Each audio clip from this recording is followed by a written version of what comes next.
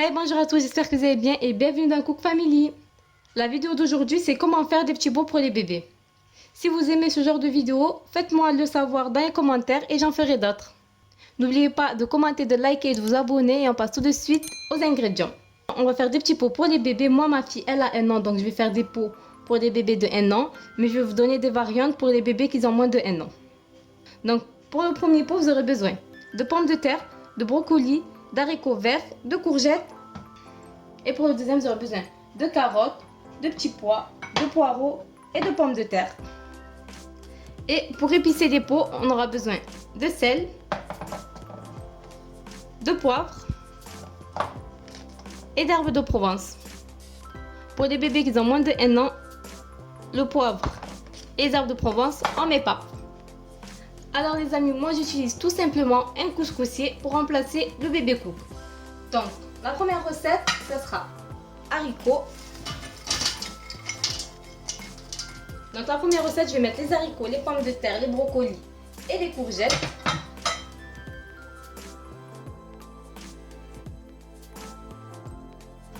Et là, je vais tout simplement saler et poivrer. Et je vais mettre un peu d'herbe de Provence.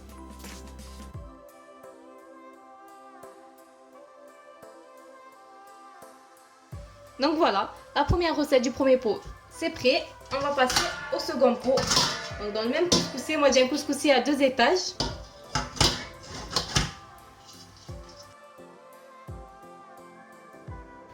Dans la deuxième recette, je vais mettre les petits pois, les carottes, les pommes de terre et les poireaux.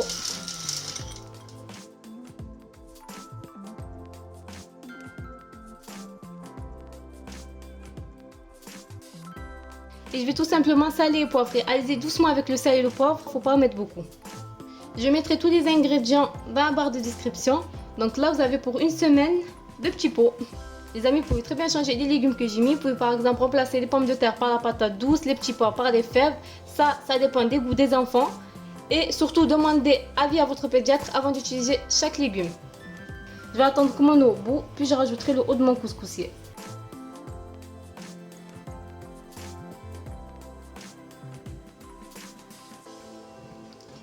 J'ai cuit mes légumes pendant 50 minutes.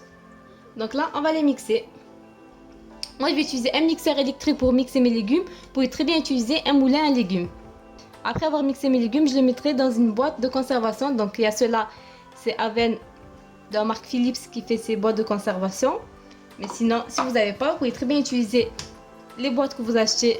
Celle-là, c'est Nestlé, Blédina ou sinon, la petite Blédina. Après, vous pouvez très bien prendre des boîtes que vous avez à la maison, les stériliser et mettre vos légumes à l'intérieur. Donc là, on va passer au mixage des légumes.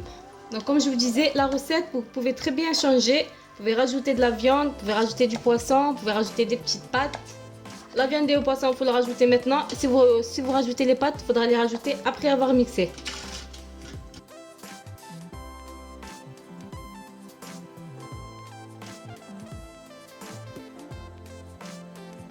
Et voilà les amis, regardez, j'ai fini de mixer.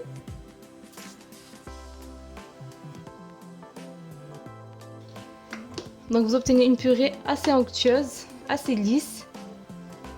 Vous pouvez très bien la mixer plus que moi, mais moi je vais la mixer juste comme ça. Il y a encore un peu de morceaux. Je vais en tirer des petites boîtes avec la quantité nécessaire pour chaque bébé.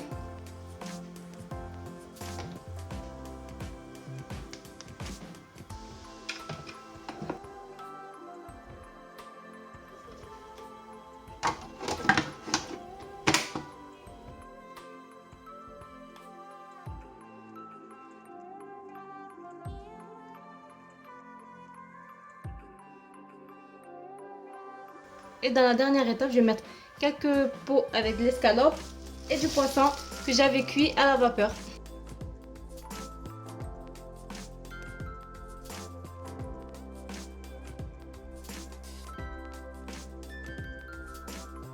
Et je vais venir ajouter de la matière grasse. Donc là, moi, je vais utiliser de l'huile d'olive. Vous pouvez très bien utiliser du beurre ou un mélange de 4 huiles.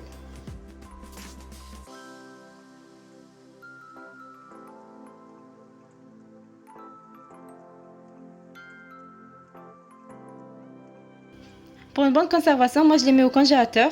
Donc là, je vais les laisser refroidir 2-3 heures et après je les mettrai au congélateur. Cette vidéo comment faire des petits pots maison sans machine arrive à sa fin. J'espère que ça vous a plu. Si c'est le cas, n'hésitez pas à commenter, à liker et à vous abonner. Et on se dit à la prochaine. Bye bye.